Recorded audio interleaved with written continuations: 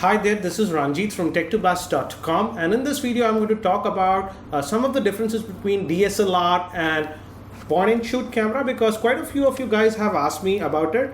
And I'll also talk about video taking capabilities with DSLR and point and shoot later on in the video. First, let me talk about some of the differences between both these devices. Again, modern point and shoot cameras can take pretty good pictures, but with a DSLR, if you know what you're doing, you can take some incredible shots. And again, there is a lot of difference between the technology used between these two. So let me talk about the same. The first thing that I want to make very clear is that many people think that if you have a higher megapixel count, it's a better camera. For example, for me, if I go to a shop and a shopkeeper tells me this point and shoot has 16 megapixel and this DSLR has just 6.1 megapixel, I'll go with the DSLR because I know the picture quality that I'll get with the DSLR is much better. So megapixel is a myth. It's not that if you have higher megapixel you'll get great photographs. And the most important thing for a camera is the sensor. And generally on a DSLR, you will find the sensor to be a lot bigger compared to the point and shoot. I'm not comparing the full frame DSLRs that cost above $3,000 or so, but I'm talking about these normal DSLRs these days that you can get around $400 to $500. And even with these DSLRs that have a crop sensor, the sensor is a lot bigger compared to a point and shoot. And that's really important in photography because the quality of images that this DSLR can capture because of this bigger sensor is much better compared to this. You'll have extra sharpness and the photos will look a lot better. Next thing I want to talk about is the shutter lag. If you have ever used a point and shoot camera, if you notice when you are taking a photograph and even when you're focusing, it takes approximately about a second or two to focus on the same, and after you depress the shutter button, again it will take a second or two to take the photograph. So there is definitely a delay. Again, the modern point and shoots, it's considerably less, but again there is a delay. But with the DSLR, the shutter lag is almost none, and most of the DSLRs can take burst shots. For example, it depends from model to model. Some can take up to 3 shots per second and some can take up to 6 shots per second. So again, do note that the shutter lag is a lot less, almost negligible on a DSLR compared to a point and shoot camera. Again, there are a lot of type of point and shoot cameras. Again, as I showed the earlier one, this is a compact point and shoot, but we also get some bigger ones. These are hybrid zoom type, and these do have a little bit big optics, but again, it's not as great as a DSLR. Again, one more big advantage of a DSLR is the actual lens can be replaced, and you can use a zoom lens, a macro lens. So again, by just changing the lens, you get an entire new camera. That's simply not possible with a point and shoot camera. Also, if you notice, this is a point and shoot and the optics of it are pretty small. And just compare the standard lens of a DSLR. It's a lot bigger. It has a lot of optics, higher quality optics, and that reflects in the photographs that you take. Generally, it will be more sharper, and you can also get effects like bokeh, etc., which is kind of pretty difficult with a point and shoot camera. These photographs I shot with my DSLR in my garden, and if you notice the background blur, that is known as bokeh, where the subject is in focus and the background is blurred, and this gives an artistic feel, and this is very difficult to achieve with the point and shoot. And this can also be used in product photography or food photography to give that artistic feel.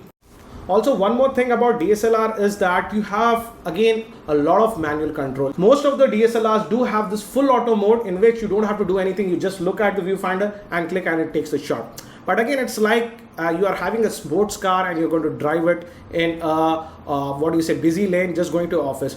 To really take advantage of a DSLR, I would say that you need to go into the manual mode, and that will help you take some incredible shots that are simply not possible if you take it in the manual mode. So DSLR, the true potential of a DSLR is only realized when you play with the manual mode. Another great thing about DSLR is due to the fact that it has a much bigger sensor, the low light handling capabilities of a DSLR are much better compared to a point and shoot. For example, with a point and shoot camera, generally the ISO, which has to be raised if the lighting is low, and if you raise the ISO too much, for point and shoot, generally ISOs up to 400 is good, but some of these point and shoot even do a decent job with ISOs up to 800, but after that, if you raise the ISO, you generally get noise and grain in the photographs. But on the other hand, with the DSLR, you can go much higher with ISOs, and even with ISOs up to 3200, I've seen that you can get great shots with the DSLR. For example, I personally, when I'm shooting at night and indoors, I do not use the flash on my DSLR, but I adjust the ISO and the aperture, and then also I can get great shots without flash, which will be simply not possible with a point and shoot camera. These are some of the shots that I've took in very low lighting conditions, and if you notice, then also the shots came out to be pretty good, which would simply be not possible with the point and shoot.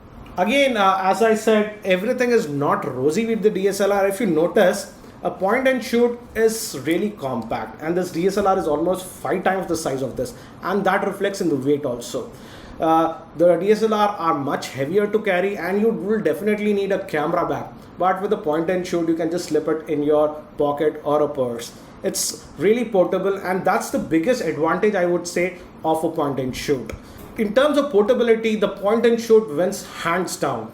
Again, we are getting new types of DSLR, and I recently purchased the Sony NEX, and if you see, it's a lot smaller compared to the DSLR, and this is also kind of a DSLR, but this is a mirrorless camera, and it has compact, the lens is interchangeable, and I like the fact that this camera can do complete autofocus even in video. Most of the DSLRs have big problem autofocusing when you are taking video, but with this new type of interchangeable lens mirrorless cameras, you do get the portability. It's not as small as your point and shoot, but again, it's a little bit pocketable. So I generally use this camera when I'm just casually going out.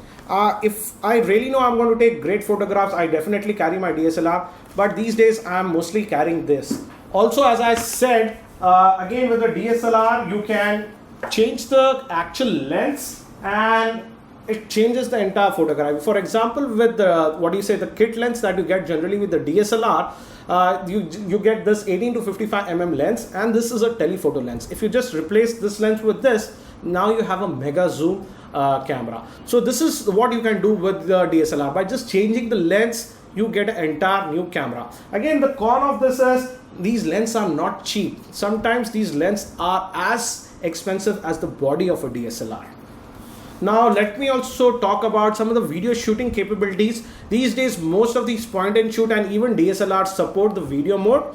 But with the DSLR, there is a big con with shooting videos, because the problem is most of the DSLRs cannot do great autofocusing, and that can be an issue. For example, the video that you're seeing right now is being shot with the Canon DSLR, that's the 550D.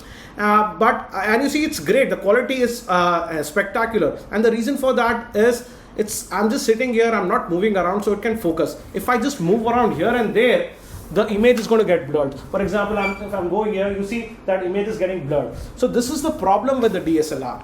Autofocusing is really bad in video mode. Again, the modern, these compact mirrorless cameras are much better. And one more reason that I got this NEX5 is due to that. It does great autofocusing while shooting videos. So which one is better for you? A point and shoot camera or a DSLR? Again, it depends upon user to user. I would say if you are just a very casual user and you do not take a lot of photographs, for example, let's say in a month you just take 5-6 photographs and you find the results and you're not very picky about them, I would say a point and shoot will be ideal for you, because a point and shoot is any day a lot more compact and very easy to use.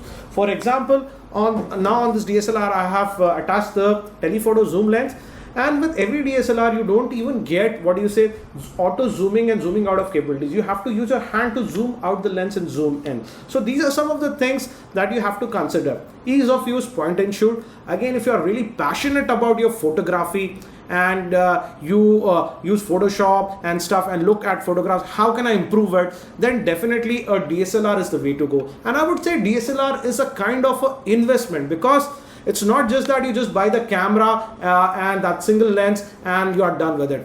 When you want to explore more, you might buy a lot more lenses. So again, it's kind of an investment, and I would say only go with the DSLR if you're really passionate about your photography. And again, do note that the lenses on these DSLRs are not that cheap, where some of the lenses are even more expensive than the body. So a DSLR is for serious users. Also, you can go this route also if you would like. The modern, what you say, mirrorless camera, these are also great. The picture quality also, I would say, is any day better than point and shoot, and almost comparable to DSLR. If I would rate the DSLR picture quality to about 10, I would rate the pictures that I get from this point and shoot to be about 9. So these are also pretty good.